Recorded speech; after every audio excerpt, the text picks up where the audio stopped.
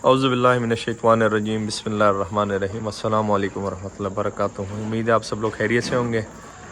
Sorry, माज़रत करता हूँ, आज चैनल पे कोई इस तरह ख़ास इन्फॉर्मेटिव वीडियोस तो नहीं है, लेकिन मैं कोशिश करता रहता हूँ, जिस तरह मुझे टाइम मिलता है तो मैं वीडियो अपलोड करने की कोशिश करता हूँ। ये वाली बकरी मैं आपको पहले भी दिखा चुका हूँ, पटोरी है हमारी छोटी सी।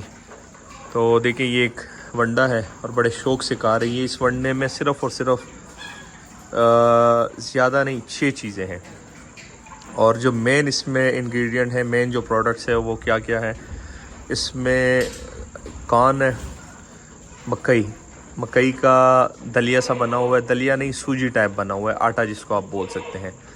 इसके अलावा सोयाबीन मील है, लो प्रोटीन। एक सोयाबीन मील में एक हाई प्रोटीन आता है जो कि बहुत मुश्किल से मिलता है, फीड मिलों से तो आपको नहीं मिलता, क्योंकि जो नॉर्मल फीड मिल वाले होते हैं वो लो प्रोटीन यूज़ करते हैं, हाई प्रोटीन यूज़ नहीं करते। हाई प्रोटीन में जो सीपी लेवल होता है वो 55-54 सीपी होती है, और जो लो प्रोटीन होता है उसमें 43-44 सीपी होती है।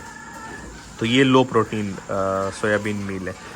इसके अलावा इसमें मीठा सोडा है, सोडियम बाइकार्बोनेट जिसको बोलते हैं, और इसमें DCP है, इसमें मिनरल्स है, और इसमें टॉक्सिन बाइंडर है। टॉक्सिन बाइंडर साइलेज के साथ आप यूज़ करते हैं, कॉर्न के साथ जो मकई आप यूज़ करते हैं उसमें, क्योंकि मकई में जो है वो टॉक्सिन होते हैं काफ़ी ज़्यादा, तो उसके साथ टॉक्सिन बाइंडर यूज़ करना लाजमी है। तो मेजर जो इसमें इंग्रेडिएंट थी वो 2 ही है, मकई का आटा समझ लें और सोयाबीन मील, बस ये 2 मेजर इंग्रेडिएंट है इसमें। बाकी इसमें DCP, मिनरल, टॉक्सिन बाइंडर और सोडा। तो ये देखिए कितने शौक़ से खाती। इनसे इसकी बेहतरीन ग्रोथ होती है, बच्चों की बहुत अच्छी ग्रोथ होती है कम टाइम में, और बच्चे आपके बड़े चूस रहते हैं, तवाना रहते हैं, उनको किसी किस्म का मसला नहीं होता। टाइम से पहले वो गब्बन भी हो जाती है, मतलब बलोगत में आ जाती है और हीट में आ जाती है। तो इस चीज़ पे आप कर सकते हैं, इसको आप पाल सकते हैं। लेकिन ये बहुत ज़्यादा कास्टली है। कास्टली इस वजह से है कि जो सोयाबीन मील है लो प्रोटीन वाला, वो मिल जाता है। जो नॉर्मल फीड मिल से आप परचेज़ करते तो तकरीबन 215 रुपये किलो आजकल मिल रहा है, क्योंकि ये बाहर से इंपोर्ट होता है। 1 किलो की मैं बात कर रहा हूँ 215 रुपये में। और जो मकई का आटा है ये तकरीबन 85 रुपये 90 रुपये किलो ये मिल रहा है।